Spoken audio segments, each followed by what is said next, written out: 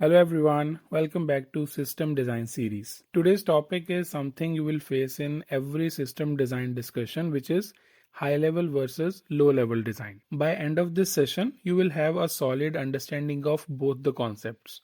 You will be able to design real world systems or even crack those tricky interview questions also. So let's start with high level design. A high level design is a blueprint of any software system. In this, we define what components will be there in the system and how they will interact. We will also define what will be the overall flow of the data and how that flow and data will be controlled. In simple terms, we will define what needs to be done without going into the implementation details. High level design is a combination of two essential elements: functional requirements and non-functional requirements. Functional requirements describe what the system should do. These are the specific behaviors or functions of the system, such as user authentication, data processing, and interaction with other systems. Non-functional requirements, on the other hand, describe how the system performs a function, such as its performance, security, usability, and reliability. There are four main points on which your high-level design should focus on. First is abstraction. It should focus on system's overall structure and functionality without getting into the implementations. So we should only define what needs to be done, not how it has to be done. The second key point is modularity. We should design the system in manageable and reusable components to promote the modularity. Third point is scalability. Design should ensure that it can accommodate growth and handle increased loads over the time. The last one, but not the least, is flexibility. The design should not be rigid. It should allow for easier modifications so that the changing requirements can be accommodated. Other than these points, high-level design should also outline the performance needs and security considerations. We mainly define components like what database, load balancers, and web servers to be used. For example, in an online shopping app, the architecture might include different components such as a user account database to store the user details. It will also have web servers which are used to handle the user requests. To manage and distribute load on the servers, it can have load balancers. It will also have a service to handle order processing, which might expose a number of APIs for product listing and order processing. Not only what components should be there in the system, a high-level design should explain how these components should communicate with each other to fulfill user requests. In addition to these, a high-level design should identify which tech stack to use.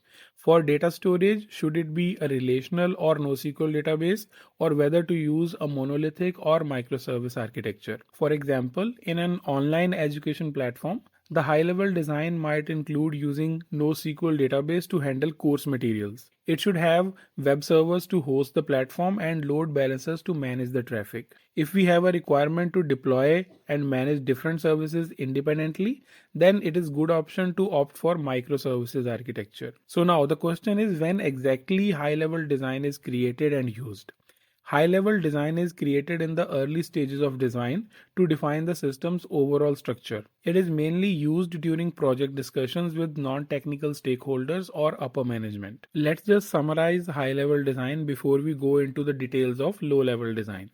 A high-level design mainly focuses on big picture or overall architecture of the system. It includes the detail of technologies, interactions, scalability strategies, and data flow. The final result of high-level design is system diagrams, component interactions, and tech choices. The main audience for high-level design is architect or non-technical stakeholders. Now we have high-level blueprint of our system. Low-level design translates that into more detailed plan.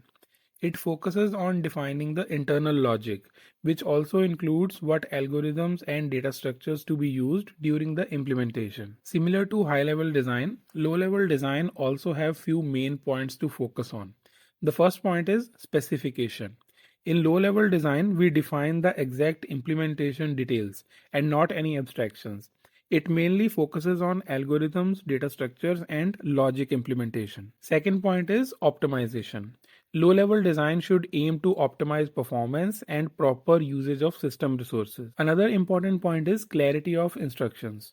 A low-level design should provide a clear and precise instructions for developers to follow during implementation phase. The last and one of the most important point is being consistent in design and coding across the system. In simple terms, low-level design breaks down the high-level design components into smaller modules and define their functionalities. And to achieve those defined functionalities, what data structures to be used, which algorithms to be followed in each module will be decided. And if we are saving data to the database, then this design should also include defining the structure of database, tables, and relationships. All in all, a low-level design mainly focuses on detailed implementation of each component. It includes the detailed class diagram, database schema, and algorithm. Now, we will not design a complete system today, but to explain what should be your approach to define these components in interview, let us quickly see one real example. If you follow system design content over the internet,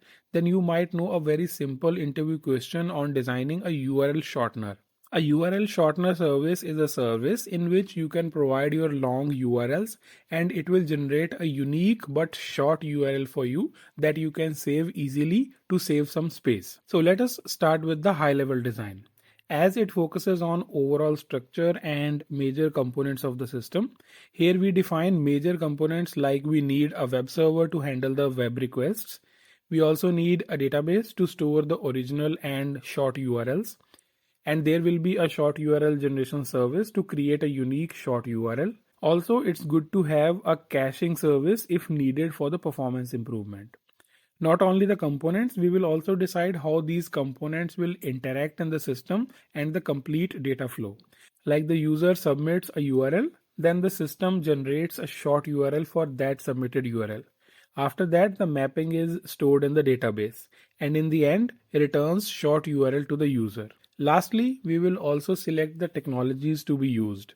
Like we can use a NoSQL database to store mapping because it is fast and highly available. And we will also decide on where to deploy the system.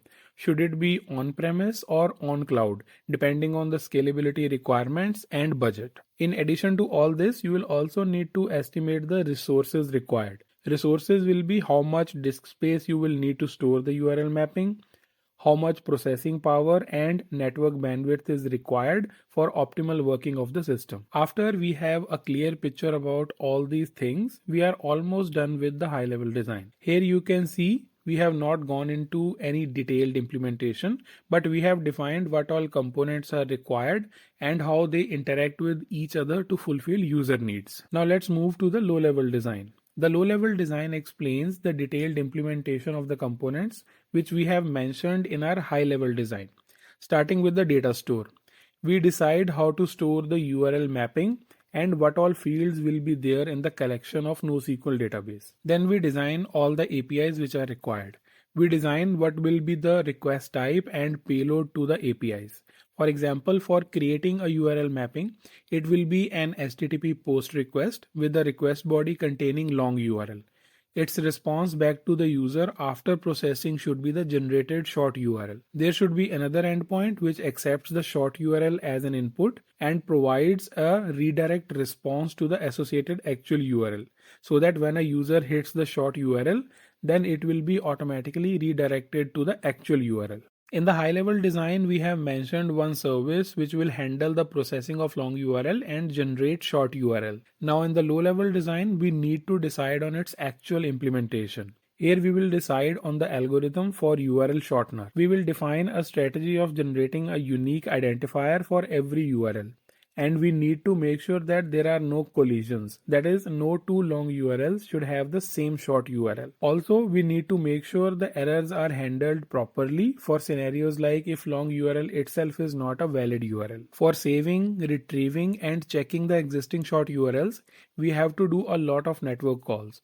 We need to think about a better performing solution. For that, we need to introduce caching in the system.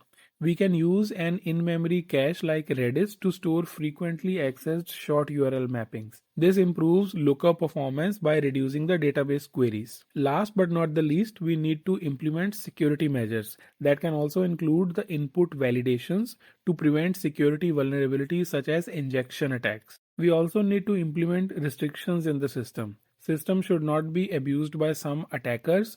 by sending fake huge traffic to the service, which can leave the real customers hanging. For this, a rate limiting mechanism should be implemented. If you are not familiar with what is rate limiting or what are vulnerabilities or any other concepts that we had discussed, don't worry about these concepts as of now. We will have detailed sessions on all these concepts in this series. Now, understanding these design principles is important for any software development project that help you build robust and scalable systems. So that's it for today's session. I hope you found the session informative. If so, please like, share and subscribe for more insightful content on system design. Your feedback is invaluable, so do leave your comments and questions below. Thank you so much for watching. I'll see you in the next video. Till then, keep learning.